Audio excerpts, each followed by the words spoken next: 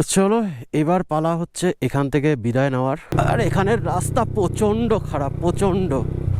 যেহেতু আমার R15S, তো সেই জন্যই একটু বেশি প্রবলেম হচ্ছে আমার। তো সেটাকে কন্ট্রোল করতে না পারলে কিন্তু যে কোনো সময় একটা বিপদ হয়ে যাবে। তো তোমরা ট্রাই করো না যদি এক্সপিরিয়েন্স না থাকে। সব আবার নতুন করে তৈরি করছে। 5 দিনের ট্রিপ আমি কমপ্লিট করতে চেয়েছিলাম 3000 টাকায়। তো সেই অসম্ভবটাকেই সম্ভব করার চেষ্টা আমি একটা করছিলাম, কিন্তু এখনো পর্যন্ত আমার যা খরচা হয়েছে সেটা হচ্ছে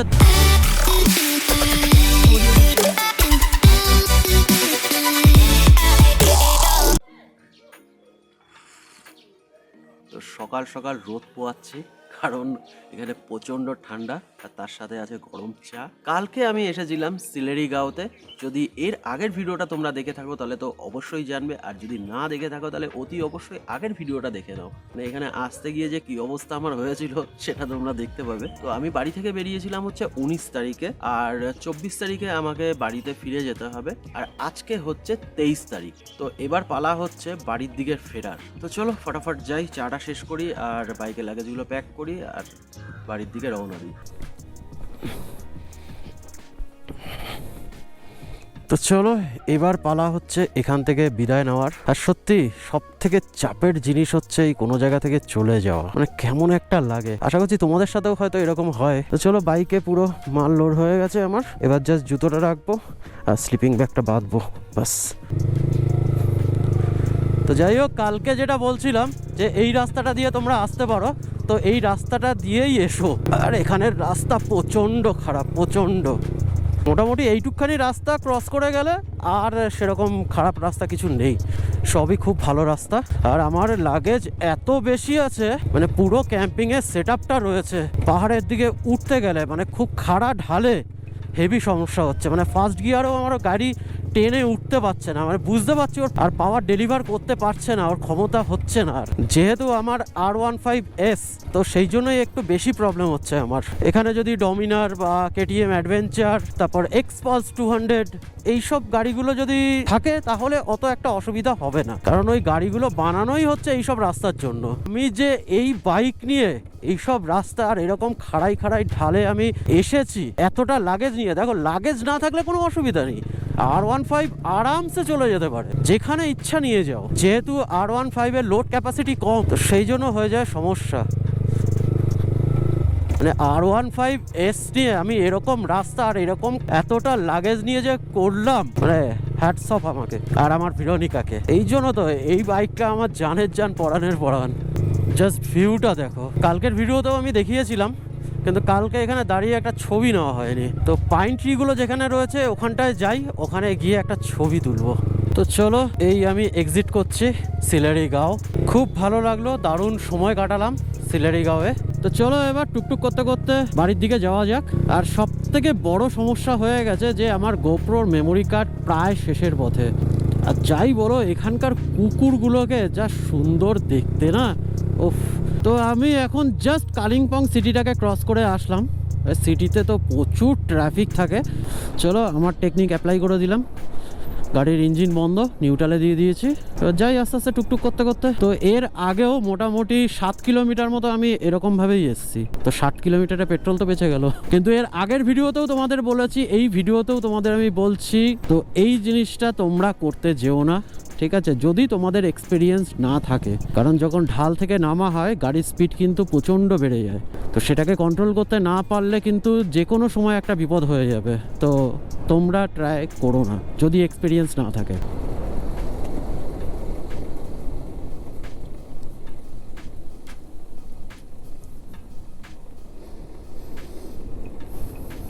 রাস্তাটা কিন্তু প্রচণ্ড খাড়া।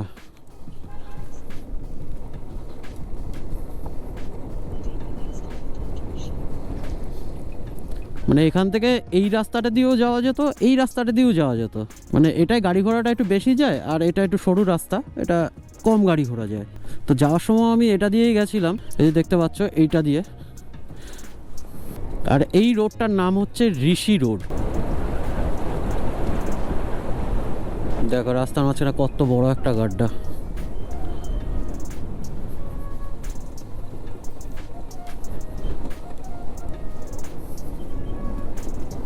তো তো এখন আমি বিনা ইঞ্জিন স্টার্ট করে কালিম্পং থেকে নিচে অবধি নেমে চলে আসলাম। মানে বুঝতে পারছো কতটা কিলোমিটার, আর পুরোটাই মানে ইঞ্জিন অফ করে।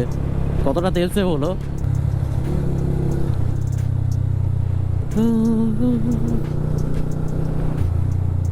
তো তিস্তার অবস্থাটা দেখো একবার তোমরা। মানে এই রাস্তাটা কিন্তু এরকম ছিল না, এগুলো সব ঠিক করেছে। মানে তোমরা হয়তো শুনেছিলে যে কয়েক মাস আগে তিস্তায় বান এসেছিল, তো সেটাতে পুরো ধ্বংস করে দিয়ে গেছে। কালকের ভিডিওতেও তোমাদের ওই সাইডটা একবার দেখিয়েছিলাম, সব আবার নতুন করে তৈরি করছে। দেখো কি অবস্থা।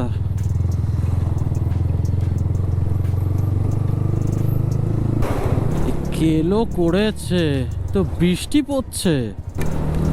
এই জ্বালা রে, ফেব্রুয়ারি মাসে যদি বৃষ্টি হয়, অবশ্য পাহাড়ের ওয়েদারের কোনো ভরসা নেই।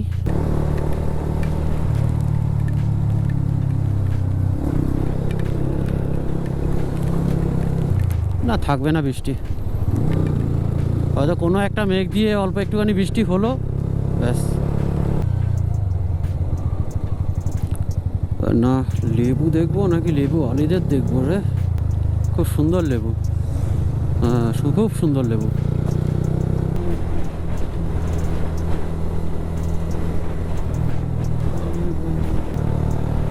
বেশ সুন্দর লাগছে, পাতাগুলো মাঝে মাঝে ঝরে ঝরে পড়ছে। ও অসাধারণ। এই আবার শিলিগুড়ির ট্রাফিক, মানে প্রচণ্ড পরিমাণ ট্রাফিক চলছে, কিন্তু যাচ্ছে গাড়ি খুবই আস্তে আস্তে। এই রাস্তাগুলো যতদিন না তৈরি হবে ততদিন এরকমই থাকবে। তো এখন আমি শিলিগুড়ি ক্রস করে চলে এসেছি, আর এই জায়গাটায় আমি একটুখানি দাঁড়িয়েছিলাম, জাস্ট এখানে একটু চোখে জল দিয়ে নিলাম, কারণ ওইদিকে প্রচণ্ড ধুলো ছিল। তো চোখে জল ফল দিয়ে একটুখানি রেস্ট নিয়ে এবার পালা আবার এগিয়ে যাওয়ার। তো চলো যাই এগিয়ে। এই ট্রিপটা আমি স্টার্ট করেছিলাম একটা বাজেট, তো সেটা ছিল হচ্ছে আমার 3000 টাকা। মানে 5 দিনের ট্রিপ আমি কমপ্লিট করতে চেয়েছিলাম 3000 টাকায়, মাত্র 3000 টাকা। আর যেটা কখনো সম্ভব না, তো সেই অসম্ভবটাকেই সম্ভব করার চেষ্টা আমি একটা করছিলাম। কিন্তু এখনো পর্যন্ত আমার যা খরচা হয়েছে সেটা হচ্ছে 3540 টাকা, মানে 540 টাকা আমার এক্সট্রা চলে গেছে। তো আরেকটু আমার যাবে, কারণ এখনো তো পেট্রোল ফুল দেখাচ্ছে ট্যাঙ্কে। তো এটাই আমি 535 কিলোমিটার চালাতে পারবো না, যা তেল আছে। তো আবার ভরাতে হবে, তো সেটা দেখতে হবে যে কত টাকা ভরতে হয়। আন্দাজ লাগিয়ে আমি যেটা বুঝতে পারছি সেটা মোটামুটি ওই 4000 টাকা মতো যাবে। মানে যেটা 3000 টাকা ধরেছিলাম সেখানে হয়তো আর 1000 টাকা বেশি হয়ে 4000 টাকা হচ্ছে। তো সেটা 4200 বা 300 হতে পারে। যাই হোক, অত টাকার পেট্রোল লাগবে না, কারণ আমার বাইক ভালোই মাইলেজ দিচ্ছে, মোটামুটি 45+ দিচ্ছে। সেই জন্যই আমি এই বাজেটের মধ্যে মোটামুটি কমপ্লিট করতে পারছি।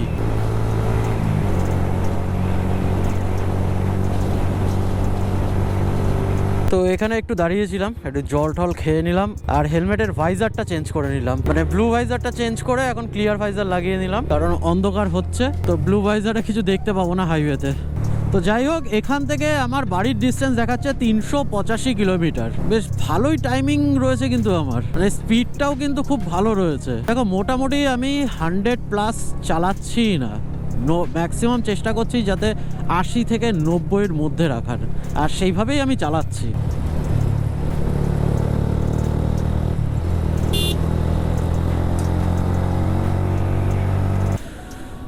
তো আমি এই জাস্ট ক্রস করলাম গাজল টোলটা, মেমোরি কার্ড লোয়ে সিগন্যাল দিচ্ছে। ঠিক আছে, যতক্ষণ চলবে চলুক, তারপর ব্যবস্থা করছি। তো এখন এখান থেকে আমার বাড়ি দেখাচ্ছে 325 কিলোমিটার। তো এখন ভাবছি যে কন্টিনিউয়াস রাইড করে কি বাড়ি চলে যাব নাকি সামনে মালদা আসছে, মালদাতে স্টে করে যাব। চলো মালদা অবধি যাই, তারপর ভেবে দেখছি। So good morning from Malda. তো কালকে রাতে আমি মালদাতে স্টে করে গেছিলাম, মানে সেটার কোনো ভিডিও বানাইনি, কারণ আমার গোপ্রোর মেমোরি কার্ড শেষ হয়ে গেছে। তো এখন আপাতত আমি ইনস্টার মেমোরি কার্ডটা লাগিয়ে দিয়েছি। তো যাই হোক, মালদা থেকে আমার বাড়ি হচ্ছে 300 কিলোমিটার, যেখানে গুগল ম্যাপ আমাকে টাইম দেখাচ্ছে 7 ঘন্টা 14 মিনিট। তো চাপ হচ্ছে একটাই, যে এখন আমাকে মালদা সিটিটাকে ক্রস করে তারপর যেতে হবে, আর সিটি মানেই হচ্ছে ট্রাফিক। আর মালদাতে কালকে রাতে আমি একটা লজ নিয়েছিলাম, তো 600 টাকা চাইছিল, সেখান থেকে পকিয়ে পাকিয়ে 400-তে ডান করেছি। তো যাই হোক, খরচার খাতায় আবার 400 টাকা বেড়ে গেল। অ্যাকচুয়ালি কালকে আমি টেন্টই লাগাতাম, কিন্তু প্রবলেমটা এই হলো যে গুগলে দেখাচ্ছিল যে কালকে রাতে বৃষ্টি হবে, এমনকি আজকেও বারাসাতে বৃষ্টি দেখাচ্ছে। যাই হোক, মোটামুটি একটা সেফটি নিয়ে নিলাম আর টেন্টটা লাগালাম না, কারণ রাতে যদি বৃষ্টি হতো তাহলে একটু চাপ হয়ে যেত। আরে বাবা রে, এত ভালো ট্রাফিকে ফেসে গেলাম। তো এখন আমি হেভি ট্রাফিক কাটিয়ে গৌড় রোডটা ধরে নিলাম। তো এখানটায় একটুখানি ট্রাফিক কম আছে, তো এরপর হাইওয়েতে উঠবো আমি। দেখো, মালদায় কিন্তু ঘোরার জায়গা অনেক আছে। আমি এর আগেও একবার মালদায় এসেছিলাম, তো মালদায় গৌড়ে গেছিলাম, আরও পাশে অনেক জায়গা ছিল, তো সেগুলোর নাম ভুলে গেছি। তো দেখার অনেক জায়গা রয়েছে, খুব সুন্দর সুন্দর জায়গা আছে। তো তখন তো আমি ব্লগ করতাম না, তো জাস্ট ছবি আমার কাছে স্মৃতি হিসাবে রয়েছে। তো কখনো পসিবল হলে আবার আমি আসবো গৌড়ে, তো একবার ঘুরে যাব আবার সবকটা লোকেশন, আর ব্লগও বানিয়ে নেবো। তো চলো, পেট্রোল আমি ভরিয়ে নিলাম। তো এখন ভরালাম হচ্ছে 800 টাকার পেট্রোল। তো 800 টাকায় আমি আরামসে বাড়ি চলে যাবো, আরও পেট্রোল থেকেও যাবে। তো যাই হোক, খরচার খাতায় আরও অ্যাড হলো 800 টাকা। তো ওই মোটামুটি ধরো 4500 টাকা মতো আমার এই ট্রিপটাতে খরচা হলো। ঠিক আছে, আর একটুখানি চাপা যেত খরচাটা, নেক্সট টাইম থেকে দেখবো, কারণ যে কটা খরচা হয়েছে ওটুখানি দরকারই ছিল। আর 5 দিনের রাইডে 4500 টাকা অনেকই কম। মাঝ রাস্তায় এসে দাঁড়িয়ে রয়েছে। এই হাইওয়েতে না এদের জন্য হয় প্রবলেম, হুটপাট করে সামনের দিকে চলে আসে, উল্টো সাইড থেকে চলে আসে গাড়িগুলো। আর টোটোগুলো যেখানে থাকে সেখানে হয় সব থেকে বেশি সমস্যা। ডায়ে বায়ে কিচ্ছু দেখে না, ফট করে ঢুকিয়ে দেবে যে কোনো দিকে। মানে অসহ্য লাগে টোটোগুলোকে। মানে টোটো গাড়িটা ঠিক আছে, কিন্তু যারা চালায় তাদের উপর বিরক্তি লাগে। মানে কত যে অ্যাক্সিডেন্ট হয়েছে মানুষের এই টোটোর জন্য।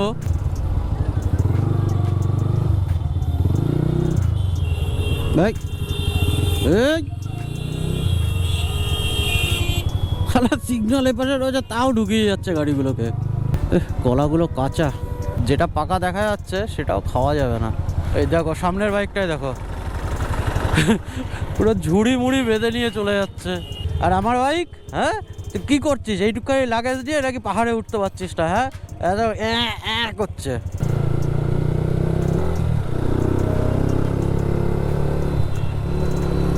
দাদা, ব্যাগের স্ট্র্যাপগুলো ঝুলছে, চাকায় বেঁধে যাবে কিন্তু, একটু গুটিয়ে নিন। আর এই ভিরনিকা, তুই আমাকে কিন্তু ডিসঅ্যাপয়েন্ট করেছিস। এমনি সময় এত লাফালাফি, আর পাহাড়ে উঠতে গিয়ে একটুখানি যেই লোড দিয়ে দিয়েছি এমনি কান্নাকাটি শুরু করে দিয়েছিস। হ্যাঁ, না এটা ঠিক করলি না। দেখ, তোর থেকে ছোট ছোট গাড়িগুলো কত লোড নিয়ে নিয়ে চলে যাচ্ছে। হ্যাঁ, আর তুই কান্নাকাটি শুরু করে দিলি। আর ওই পাথরের রাস্তাটা যেটা দিয়ে নামলাম, ওটা যদি আমি না থাকতাম না, এখন মুখ থুবড়ে পড়ে কান্নাকাটি শুরু করে দিতে। চল, নেক্সট টাইম থেকে তোকে একটু লোডটা কম দেবো, চিন্তা করতে হবে না। আমি আছি তো। বারাসাত আজকে নিয়ে 5 দিন হচ্ছে।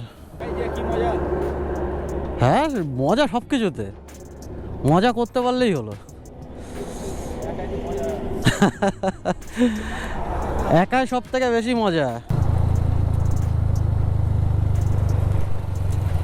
দাদা, তোমার বাইকে একটা দড়ি ঝুলছে, ওটাকে সরিয়ে দাও।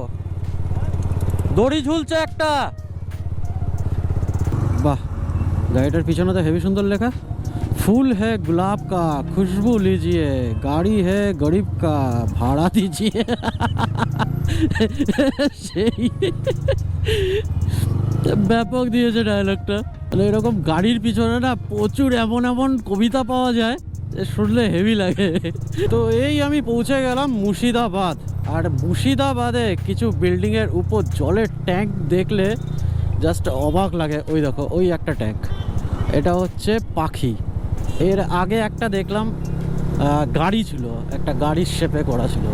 তো যদি তোমরা এই ভিডিওটা এই পর্যন্ত দেখে থাকো তাহলে অতি অবশ্যই একটা লাইক করে যেও। আর তোমরা আমাকে ইনস্টা আর ফেসবুকে ফলো করতে পারো, ডিএস মোটো অ্যাডভেঞ্চার।